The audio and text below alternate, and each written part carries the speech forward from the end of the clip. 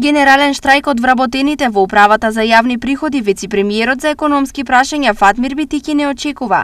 Тој се надева на решение. Ние сме спремни да разговараме, веќе во четврток е закажан состанок на економско-социјалниот совет во кој што ќе го разгледаме општиот колективен договор со новата методологија. Дел од решењето, мислам да за вработените во управата за јавни приходи е токму во тоа решение, но отворени сме. Мислам дека медијаторот ќе се ја направи работата онака како што треба и не мислам дека ќе дојдеме во ситуација на генерален штрајк. Во истиот контекст Битики потенцираше дека се бараат системски решенија за сите вработени во јавниот сектор. Овде едно треба да биде јасно. Нема изигрување на никога во ниту еден процес. Овде сме сите заедно, бараме одржливи решенија за сите во јавниот сектор. Секој во своето работно место.